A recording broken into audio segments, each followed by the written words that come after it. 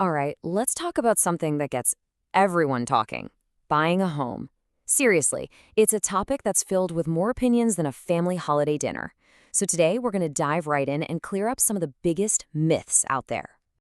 You know how it is. The second you even think about buying a home, bam, you're hit with this tidal wave of advice.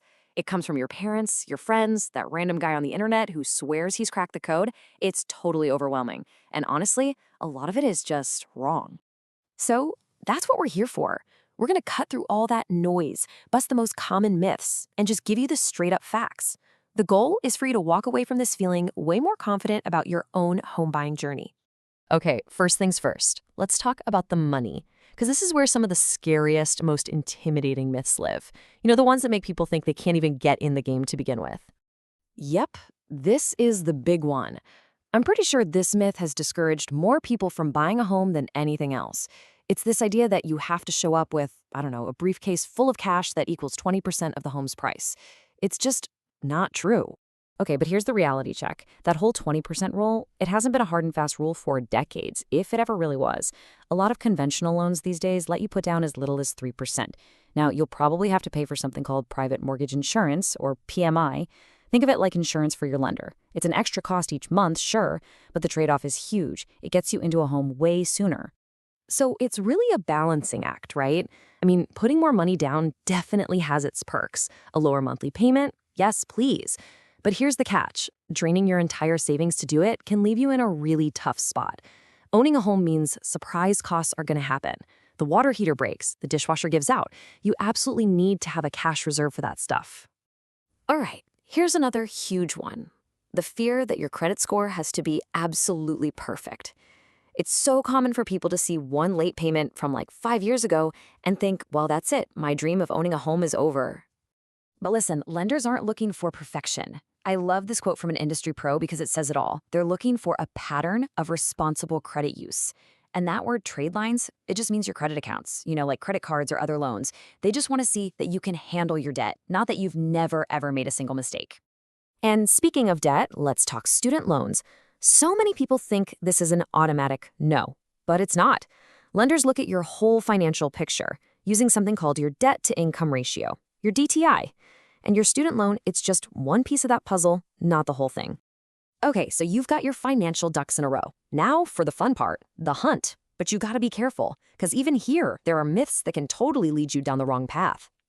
We all dream of it, right? Timing the market perfectly. Just swooping in and buying a house when prices are at their absolute lowest. It's a super tempting idea, but it's a strategy that almost never actually works. And this number right here shows you exactly why. Check this out. Widespread home price drops, they are incredibly rare. We're talking only 4 times in the last 80 years. So if you're waiting for some big market crash, you could be waiting a very, very long time. And all the while, you're missing out on the chance to build your own equity. And that ties right into another big myth, this idea that you have to find your forever home right out of the gate.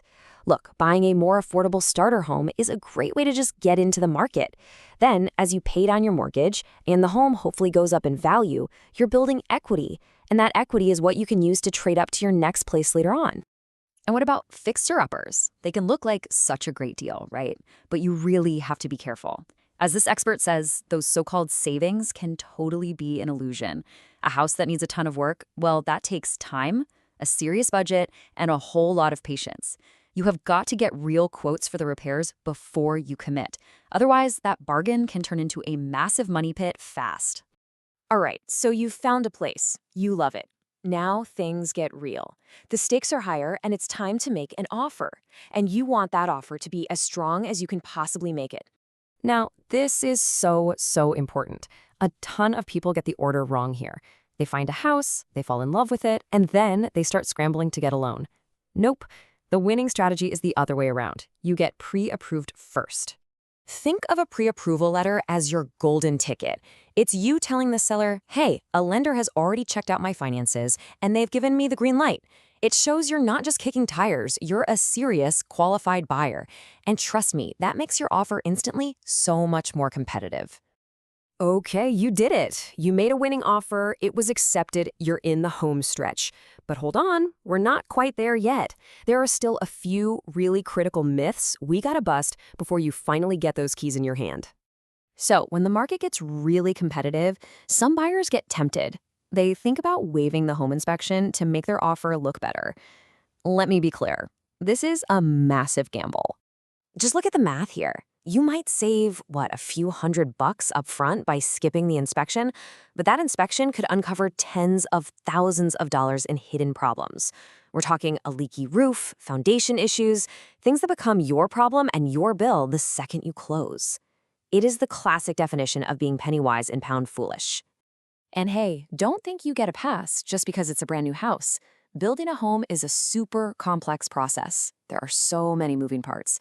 A good independent inspector can spot problems with the wiring or the plumbing or the insulation that you would never see on your own. And that gives you the chance to make the builder fix it on their dime, not yours. Okay, last big topic, how real estate agents get paid. This is a big one because a major settlement in 2024 really changed the game here. It used to be pretty standard for the seller to pay the commission for both agents. Well, now it's all up for negotiation. As a buyer, you'll sign an agreement with your agent right up front that spells out exactly how they're getting paid.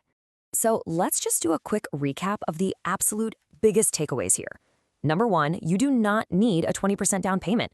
2, getting pre-approved is your first step, not your last. 3, always, and I mean always, get a home inspection. And finally, remember that your agent's commission? That's negotiable now. Look, the whole home buying process can seem really complicated. I get it. But it is not impossible. Just by learning the facts, like you've done right now, you've already taken the most important step. So now that you're armed with all this knowledge, the only question left is, what's your next move?